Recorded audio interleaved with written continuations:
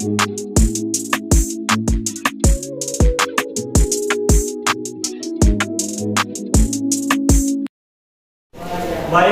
terima kasih kesempatan yang telah diberikan kepada saya untuk memaparkan kepada kita semua tentang budaya positif dan sebelumnya yang terhormat Bapak Kepala Sekolah.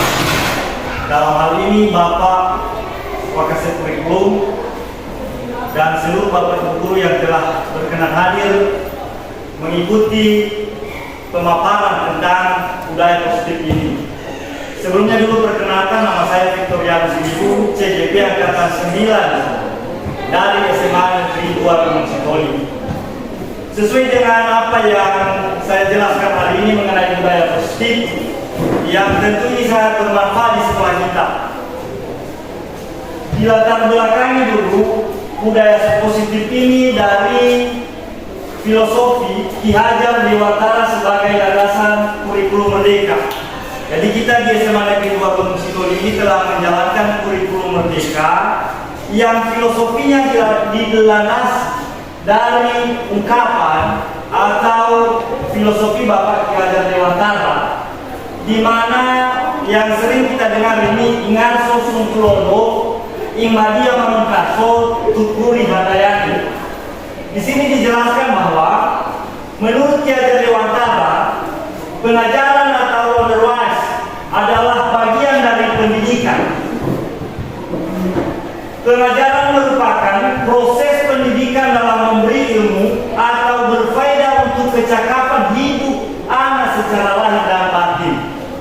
Sedangkan pendidikan opal atau opfuding memberi tuntunan terhadap segala kekuatan kodrat yang dimiliki anak agar ia mampu mencapai keselamatan dan kebahagiaan yang setinggi-tingginya, baik sebagai seorang manusia maupun sebagai anggota masyarakat. Jadi nanti dengan mengetahui melanjutkan dari filosofi Ki Hajar Dewantara ini, kita tahu sebenarnya posisi kita sebagai guru bagaimana yang semestinya. Seterusnya di sini dijelaskan bahwa kita sebagai guru sebenarnya sebagai seorang petani. Nah, ini peran kita. Peran pendidik dibaratkan seorang petani atau tukang kebun yang tugasnya adalah merawat sesuai kebutuhan dari tanaman-tanaman itu agar tumbuh dan berbuah dengan baik. Tentu saja beda jenis tanaman, beda perlakuannya. Jadi itulah peran kita sebenarnya yang sekarang ini kita lakukan, bahwa kita ini sebagai petani ini sudah kita kenal di sekolah kita bahwa sebenarnya peserta didik memiliki karakteristik yang berbeda-beda. Di sini dia tegaskan bahwa beda tanaman, beda juga kita melakukannya.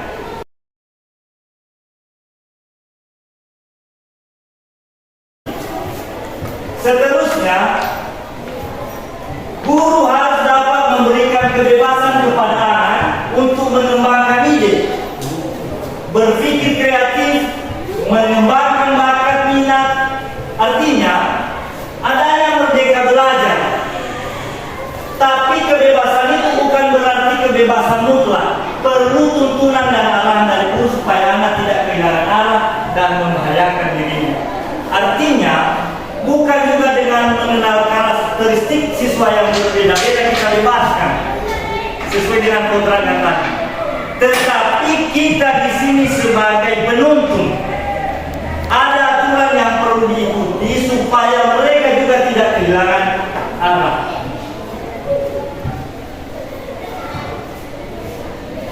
Siswa perlu kita sadari bahwa mereka memiliki dua kodrat, yaitu kodrat alam dan kodrat zaman.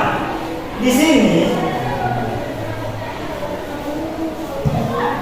dari yang pertama dulu, apa itu kodrat alam? Sering kita dengar selama ini baik dari Bapak Guru yang telah mendahului, telah terdahulu dari mengikuti CJP ini. Apa itu kodrat alam? Ini hal penting yang perlu kita kuasai.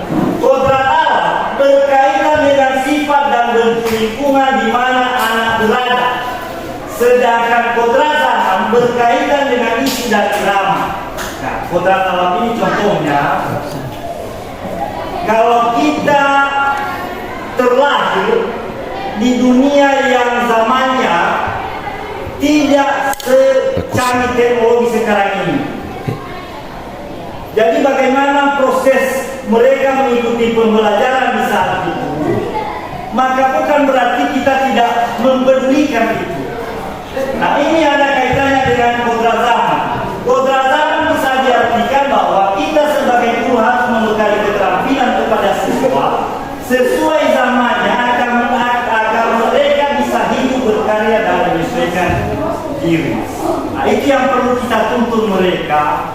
Meskipun mereka punya kebiasaan berdasarkan kodrat zaman, namun tugas kita juga adalah menyesuaikannya dengan kodrat zaman berdasarkan daripada yang ada pada abad yang 21 ini. Nah, di sini menjelaskan bahwa dasar pendidikan anak berhubungan dengan kodrat alam dan kodrat zaman. Jadi perlu kita ketahui. Ini contohnya ketika kita masih sekolah, maka berbeda cara mengajar kita dengan sekarang ini. Artinya jangan kita samakan itu. Jangan nanti kita beranggapan, contohnya saya bahasa Inggris diajari dulu. Begini cara mengajarinya dengan keras berdasarkan kodrat alam di mana saya ada, maka hal itu perlu kita sesuaikan dengan zaman yang ada sekarang ini. Mendidik dan mengajar adalah proses memanusiakan manusia, sehingga harus memerdekakan manusia dan segala aspek kehidupan baik secara fisik, mental, jasmani, dan rohani. Budaya positif, ini kerinduan kita sebagai guru sebenarnya. Bagaimana itu budaya positif? Budaya positif merupakan perwujudan dari nilai-nilai atau keyakinan universal diterapkan di sekolah. Inilah kerinduan daripada filosofi kehidupan. Bagaimana biar budaya ini ada? Artinya budaya ini bukan karena aturan, tetapi ini adalah hal yang memang dilakukan secara rutinitas sebagai kesadaran. Nilai-nilai kebajikan universal adalah sifat-sifat positif manusia yang merupakan tujuan mulia yang ingin dicapai setiap individu. Di sini ada beberapa budaya positif, toleransi, rasa hormat, hingga berprinsip. Jadi itu adalah jenis budaya positif. Nilai-nilai kebajikan bangsa Indonesia tercermin dalam profil pelajar Pancasila. Di sini ada beberapa profil pelajar Pancasila. Yang pertama, beriman bertakwa kepada Tuhan Yang Maha Esa dan berbahagia. Yang kedua, berkebinekaan global, bergotong royong, kreatif, bernalar kritis, dan mandiri. Ini yang sedang kita jalani saat ini dan kita terapkan di sekolah kita. Unsur utama budaya positif adalah yang pertama, disiplin positif. Nah, jadi kadang-kadang dalam penegakan disiplin ini kita salah arah. Mengapa? Sering kita kaitkan bahwa disiplin ini adalah berkaitan dengan aturan yang perlu ditaati. Namun dalam hal ini nanti kita diajarkan bagaimana sebenarnya disiplin positif. Disiplin positif merupakan pendekatan mendidik anak untuk melakukan kontrol diri dan pembentukan kepercayaan diri. Jadi melalui budaya positif tadi, disiplin positif ini akan berjalan seirama dengan hal yang bisa memudayakan daripada budaya positif. Seterusnya, disiplin berbeda sama sekali dengan hukuman. Nah, ini yang sering kita alami. Jadi perlu kita sadari ini bahwa disiplin berbeda dengan hukuman. Meskipun disiplin sering diterapkan dengan menggunakan teknik hukuman. Jadi apa yang kita lakukan, mari kita sadari apakah ini pernah berkaitan dengan tugas kita masing-masing. Jadi setelah nanti kita ketahui perbedaan antara disiplin dengan hukuman ini, saya rasa budaya positif di sekolah kita ini akan berjalan dengan efektif. budaya positif. Budaya positif diawali dengan perubahan paradigma tentang teori kontrol. Selama ini barangkali kita sebagai guru merasa berkewajiban mengontrol perilaku siswa agar memiliki perilaku sesuai yang guru harapkan.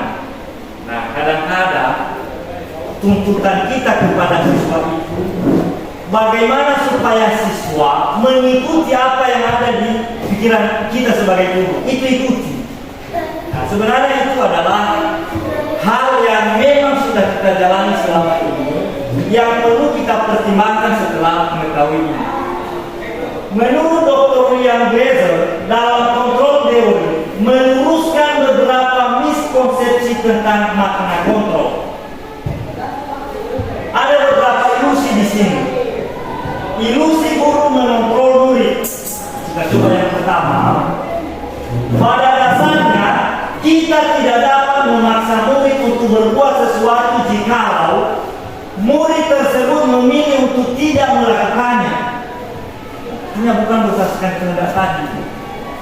Walaupun tampaknya guru sedang mengontrol perilaku murid, hal demikian terjadi karena murid sedang mengizinkan dirinya dikontrol. Saat itu bentuk kontrol guru menjadi kebutuhan dasar yang dipilih murid tersebut. Teori kontrol menyatakan bahwa semua perilaku memiliki tujuan, bahkan terhadap perilaku yang tidak disukai. Artinya, apa yang mereka lakukan itu sebenarnya ada tujuan masing-masing, ya, meskipun hal itu tidak disukai. Yang kedua, ilusi bahwa semua penguatan positif efektif dan bermanfaat. Seterusnya, yang ketiga, ilusi bahwa kritik dan membuat orang merasa bersalah dapat menguatkan karakter. Ini kadang-kadang kita laksanakan ini. Coba kita perhatikan. Menggunakan kritik dan rasa bersalah untuk mengontrol murid menuju pada identitas gagal. Bagaimana rasa bersalah ini? Biar kita cari upaya biar dia menyesal. Nah, rupanya ada risiko. Mereka belajar untuk merasa buruk tentang diri mereka. Mereka mengembangkan dialog diri yang negatif. Kadang-kala sulit bagi guru untuk mengidentifikasi bahwa mereka sedang melakukan perilaku ini, karena seringkali guru cukup menggunakan suara halus untuk menyampaikan pesan negatif.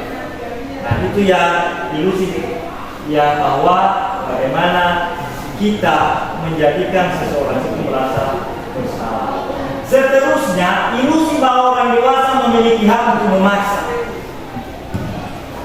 Banyak orang dewasa yang percaya bahwa mereka memiliki tanggung jawab untuk membuat murid-murid berbuat hal tertentu.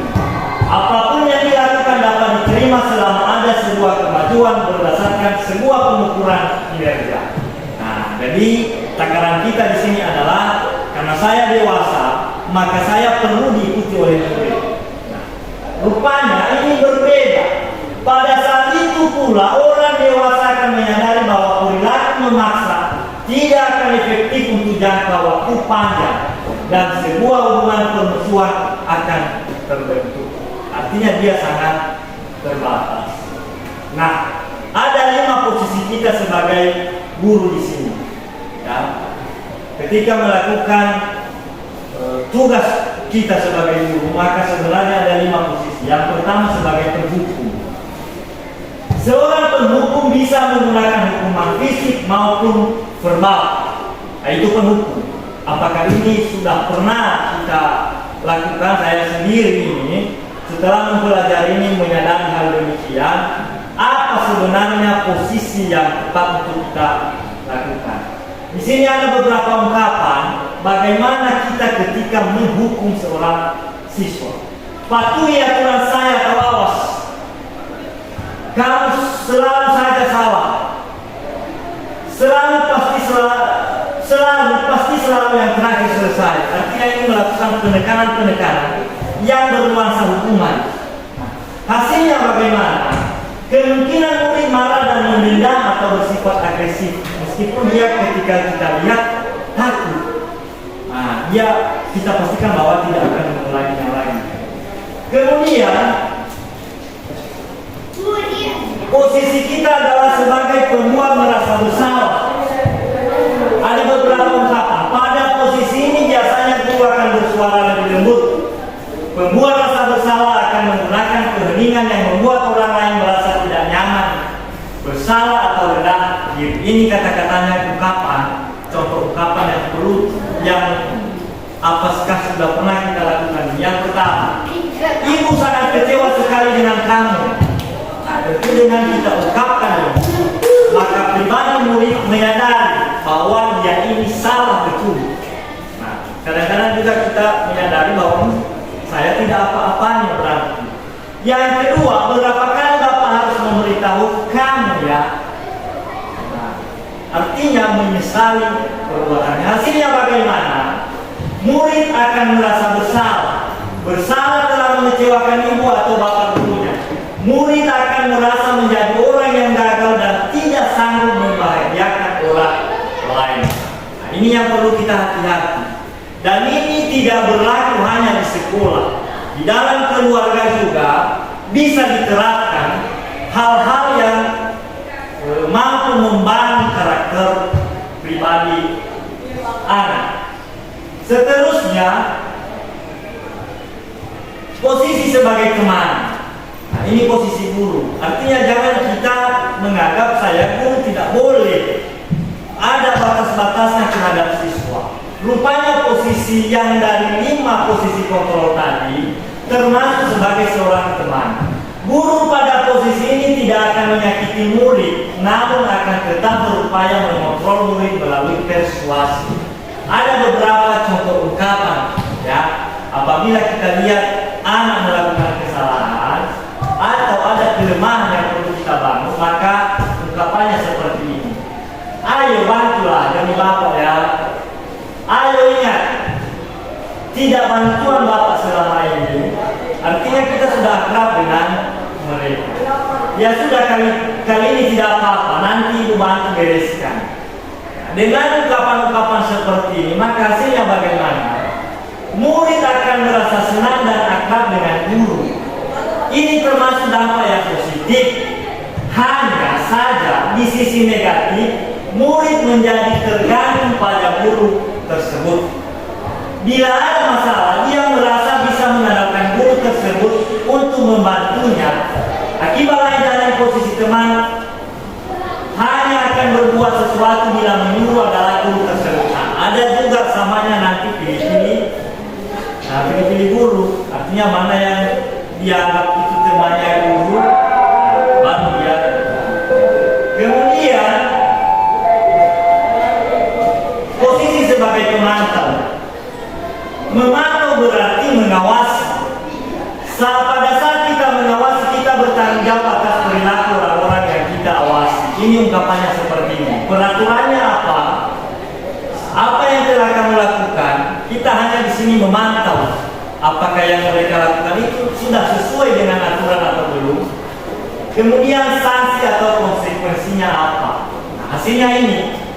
Apabila posisi kita sebagai pemantau, murid memahami konsekuensi yang harus dijalankan karena telah melanggar salah satu peraturan sekolah. Guru tidak menunjukkan suatu emosi yang berlebihan, menjadi marah atau membuat merasa berbuat salah. Murid tetap dibuat tidak nyaman, yaitu dengan harus tinggal kelas pada waktu jam istirahat dan mengerjakan tugas. Artinya aturan yang setelah ditetapkan itu wajib dia jalani. Jadi ada risikonya seperti itu. Kemudian yang terakhir, posisi kontrol sebagai manajer. Nah, di sini posisi terakhir ini, manajer adalah posisi di mana guru berbuat sesuatu bersama dengan murid, mempersilahkan murid mempertanggungjawabkan perilakunya, mendukung murid agar dapat menemukan solusi atas permasalahannya sendiri. Nah, di sini ada beberapa ungkapan. Apa yang kita yakini kembali ke keyakinan kelas. Keyakinan kelas itu seperti apa? Nanti kita akan bahas. Apakah kamu meyakininya? Artinya berdasarkan keyakinan pribadi siswa itu sendiri. Jadi di sini tugas seorang manajer bukan untuk mengatur perilaku perilaku seseorang, kita membimbing murid untuk dapat mengatur dirinya. Seorang manajer bukannya memisahkan murid dari kelompoknya, tapi mengembalikan murid tersebut ke kelompoknya dengan lebih baik dan kuat. Jadi dari posisi kontrol ini kita tahu posisi mana yang tepat bisa kita terapkan.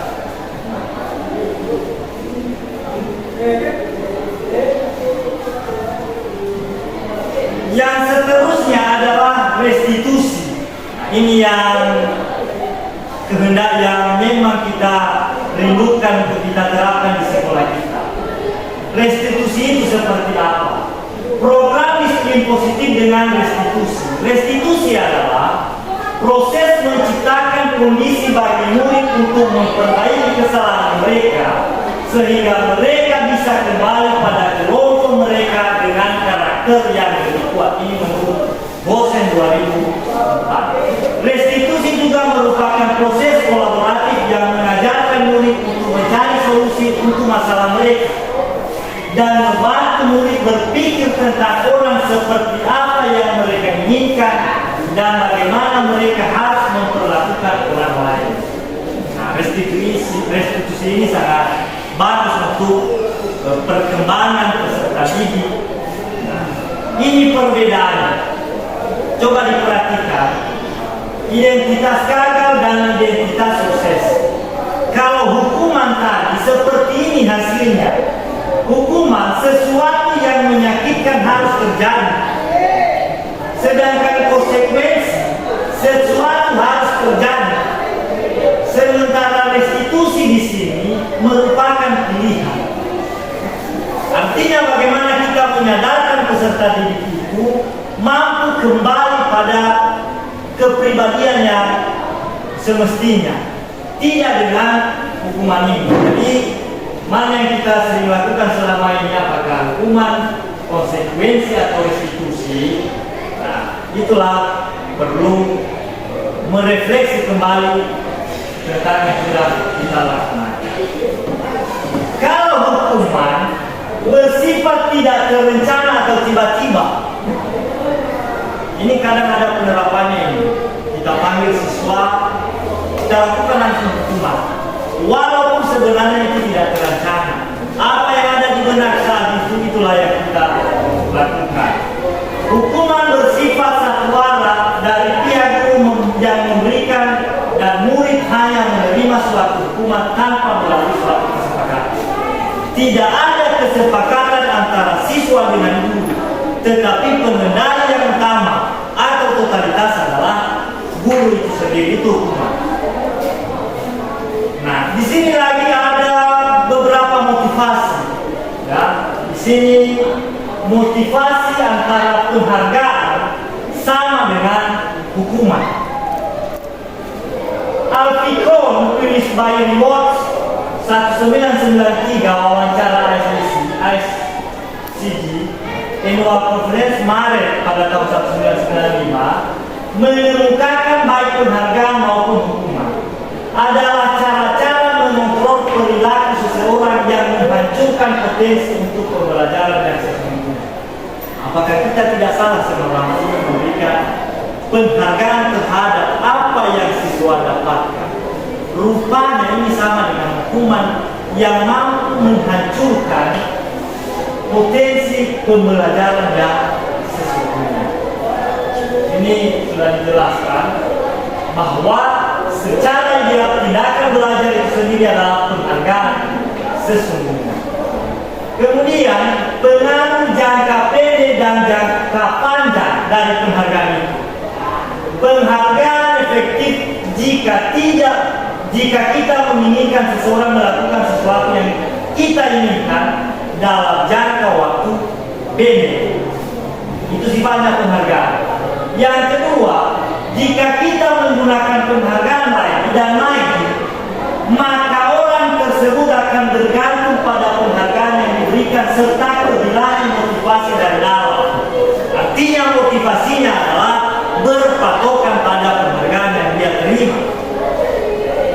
Kemudian penghargaan ini tidak efektif.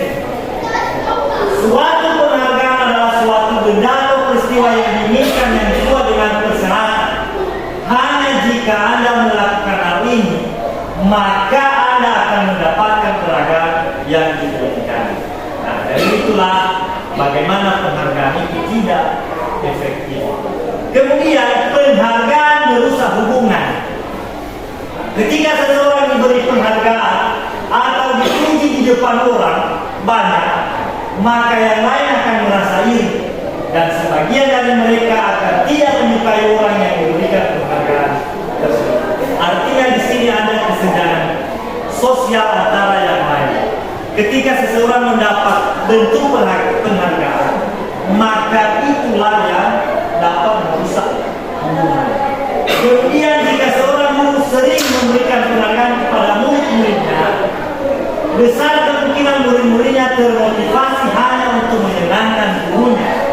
Mereka tidak akan bersikap jujur kepada guru tersebut. Jadi setelah mempelajari ini, dari sini saya tahu mengapa di kurikulum ini sebenarnya tidak ada yang namanya hadiah. Ya, tidak ada hadiah. Mengapa? Kalau kita berikan penghargaan dalam bentuk hadiah, rupanya risikonya ada. Kemudian penghargaan menciptakan persaingan di dalam kelas, dan persaingan menciptakan kecemasan. Bagi yang lain itu cemas, timbul rasa cemas. Jangan-jangan saya tidak bisa capai dan tidak bisa saya dapatkan nanti hadiah. Keyakinan kelas. Nah, apa yang kita buat selama ini? Peraturan kelas atau keyakinan kelas? Nilai-nilai keselamatan atau kesehatan inilah yang kita sebut sebagai suatu keyakinan, yaitu nilai kebajikan universal yang disepakat secara tersirat dan tersurat, lepas dari latar belakang suku, negara, bangsa maupun agama. Apa itu keyakinan kelas? Keyakinan kelas adalah salah satu prinsip positif yang bisa kita terapkan dalam membangun budaya positif di sekolah. Dengan adanya keyakinan kelas di setiap kelas, diharapkan dapat mewujudkan tujuan pendidikan yang berorientasi kepada belajar Pancasila. Keyakinan kelas itu seperti apa? Sama kita seperti di kelas sebenarnya.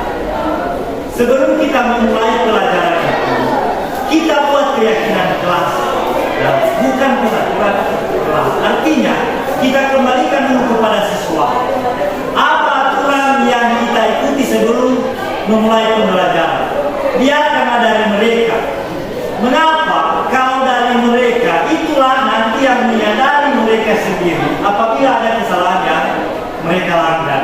Jadi di sini ada perbedaan keyakinan kelas dengan peraturan. Jadi yang lebih optimal dan lebih efisien digunakan sebenarnya adalah keyakinan kelas. Seterusnya, ciri-ciri keyakinan sekolah atau kelas. Keyakinan kelas bersifat lebih abstrak daripada peraturan yang lebih rinci dan konkret. Yang kedua, keyakinan kelas berupa pernyataan-pernyataan universal. Pernyataan keyakinan kelas senantiasa dibuat dalam bentuk positif. Kemudian keyakinan kelas sebenarnya tidak terlalu banyak sehingga mudah diingat dan dipahami oleh semua warga kelas. Dan terakhir, bersedia meninjau kembali keyakinan kelas dari waktu ke waktu. Artinya kita sesuaikan dengan keadaan, dengan perkembangan, ya, itu bisa kita tinjau kembali apabila dia ada yang tidak sesuai dengan yang sudah kita lakukan. Ini tadi segitiga restitusi. Ada 3 sisi segitiga restitusi. Di sini ada gambarnya. Ketika kita menemukan siswa telah melakukan kesalahan, maka ada 3 segitiga yang restitusi yang perlu kita lakukan. Bagaimana menyadarkan anak itu sendiri? Yang pertama, dengan mengidentifikasi kesalahan yang dia lakukan, maka kita buat pernyataannya atau kita menyadarkannya dengan beberapa pernyataan seperti ini. Kamu tentu punya alasan mengapa melakukan itu. Artinya dia buat kesalahan itu dengan ada alasan. Yang kedua, adakah cara yang lebih efektif untuk mendapatkan apa yang kamu butuhkan? Nah, contohnya anak ini mau dipuji, tetapi dia buat tingkah. Namun kita munculkan pernyataan yang pertama. Yang kedua, kita tanyakan dia, menurut dia, adakah cara yang lebih efektif untuk mendapatkan apa yang kamu butuhkan itu? Kemudian, dengan dia menyadari itu, maka kita kaitkan dengan keyakinan kelas tadi. Dari apa yang kamu sudah lakukan itu? Keyakinan kelas apa yang telah kita sepakati yang sudah kamu langgar? Nah, artinya dia memiliki kesadaran sendiri. Kemudian kita sadarkan dia, kita kembalikan dia pada statusnya yang sebenarnya. Kamu ingin menjadi orang yang seperti apa ke depannya? Nah, kita arahkan dia ke sini. Jadi, ini validasi tindakan yang salah, kemudian menanyakan keyakinan, menstabilkan identitas, dan ini disebut adalah segitiga restitusi. Nah, inilah langkah dari apa yang telah saya jelaskan tadi, langkahnya dan proses kontrolnya.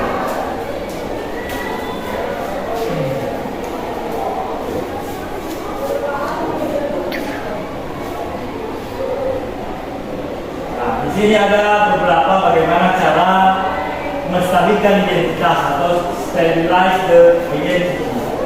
Bagian dasar dari segitiga bertujuan untuk mengubah identitas anak dari orang yang gagal karena melakukan kesalahan menjadi orang yang sukses.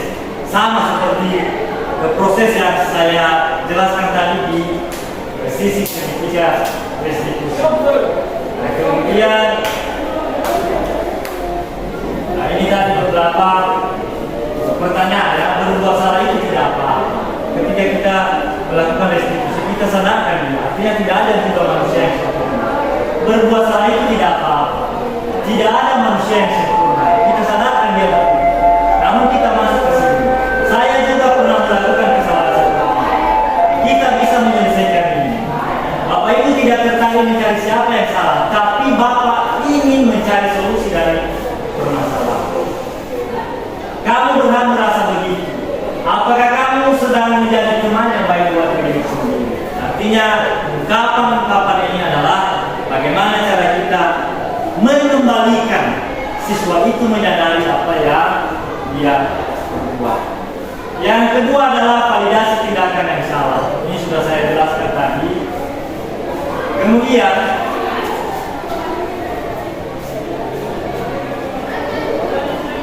yang ketiga, menanyakan keyakinan. Dari apa yang kamu buat ini, adakah keyakinan kelas kita yang sudah kamu langgar? Nah, dengan menyadari itu, maka ini telah teratasi. Nah, demikianlah budaya positif yang saya jelaskan. Dan atas perhatian Bapak Ibu saya ucapkan terima kasih. Sekali lagi saya ucapkan terima kasih kepada Bapak unsur pimpinan sekolah yang telah memberikan saya kesempatan untuk menjelaskan budaya positif. Demikian, terima kasih, salam sehat, Yahoo!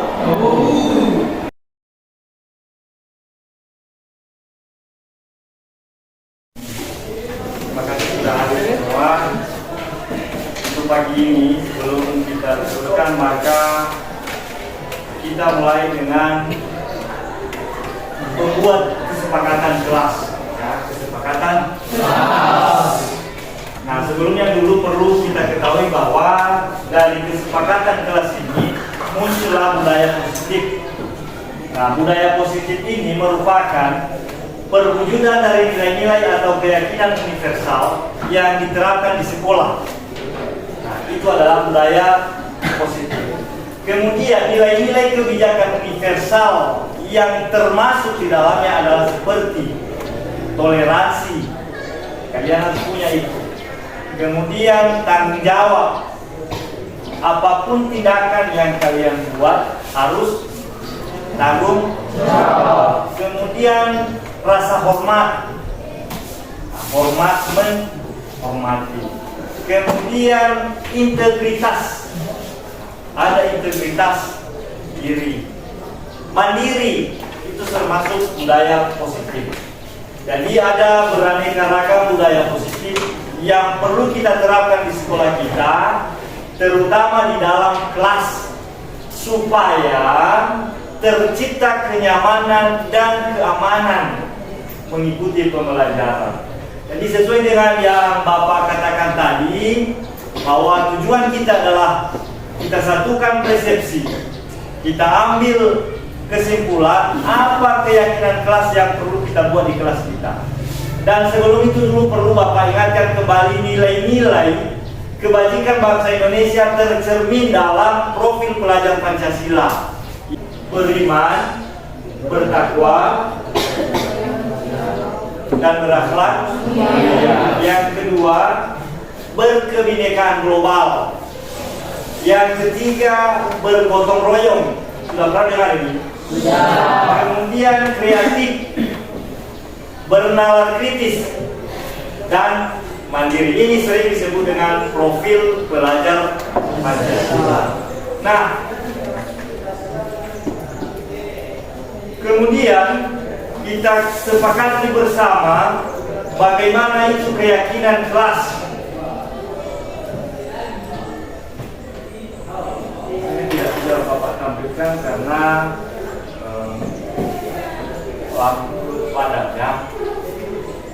Perlu anak-anak ketahui dulu, anak-anak Bapak ketahui bahwa keyakinan kelas berbeda dengan peraturan kelas. Mungkin selama ini yang kalian lihat adalah peraturan kelas. Namun keyakinan kelas ini adalah nilai-nilai keselamatan atau kesehatan, inilah yang kita sebut sebagai nilai keyakinan, yaitu nilai-nilai kebajikan universal yang disepakati secara tersirat dan tersurat. Ini yang kita sepakati bersama. Artinya nilai keyakinan kelas ini adalah nilai-nilai universal yang kita sepakati bersama, bukan dari Bapak ya, artinya dari kalian sendiri. Di mana kalimatnya juga mengacu pada budaya positif. Contoh, bertanggung jawab tadi, ya kan? Kemudian mandiri. Artinya keyakinan kelas ini Bapak sarankan supaya dari kalian silakan berikan nanti usulmu, apa keyakinan kelas yang perlu kita sepakati di kelas kita dan kita jadikan sebagai pedoman untuk tidak dilanggar. Paham maksudnya, Bu? Paham. Baik, untuk itu Bapak bagikan stick note. Silakan nanti ini dibuat satu-satu orang keyakinan kelas menurut anak-anak kami.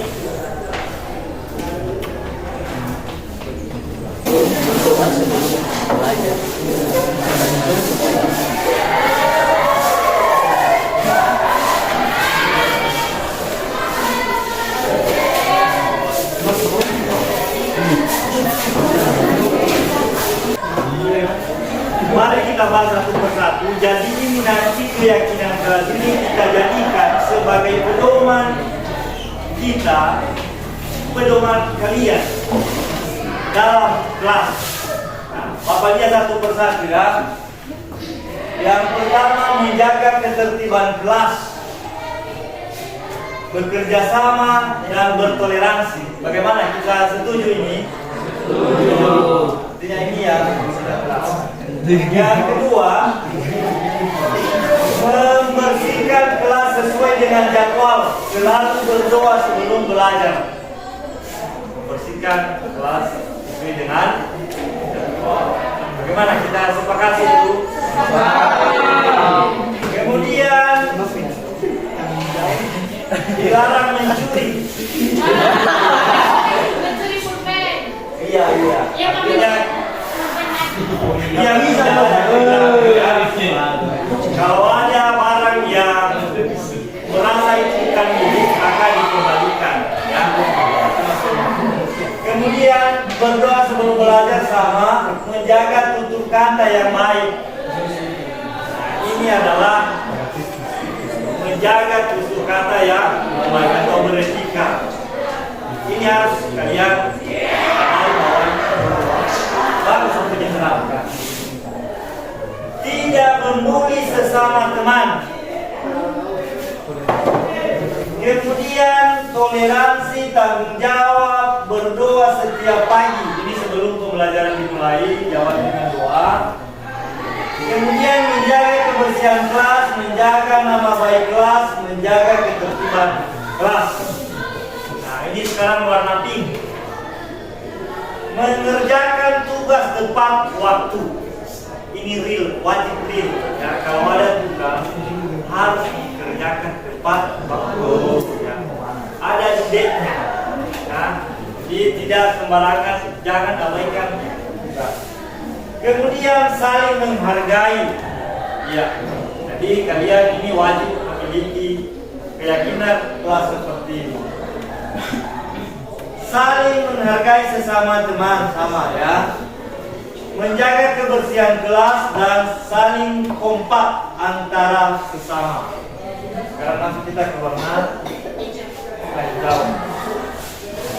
Datang tepat waktu, sopan dan disiplin. Datang tepat waktu ini artinya tidak pernah terlambat. Kemudian sopan dan disiplin. Nah, dengan ada budaya positif tadi, maka hal ini akan tercipta. Ini cukup bagus ya. Tidak boleh membuli, menghargai sesama. Ini sudah kita bahas tadi. Saling bekerja sama, kecuali kalau tugas kalau tugas kelompok iya kerja sama. Jadi bekerja sama ini luas, membersihkan kelas atau ada hal-hal yang memang wajib didiskusikan. Kemudian menjaga ketertiban, tertib ketika masuk. Jangan berhamburan di pintu. Kemudian saling membantu penuh keyakinan. Apa ini? Saling membantu. Nah, kemudian penuh keyakinan. Nah, ini semua keyakinan kelas yang sudah kita sepakati. Menjaga kebersihan kelas. Kalau ada teman yang sakit dijenguk. Itu kesepakatan kita, keyakinan kelas. Nah, jadi hal ini merupakan pedoman kita untuk tidak dilanggar. Manusia memang tidak ada yang sempurna, tetapi mari kita berpedoman terhadap kesepakatan kelas kita yang telah kita buat dan kita sepakati bersama. Baik, demikian yang kita sepakati sebagai keyakinan kelas. Berikan tepuk tangan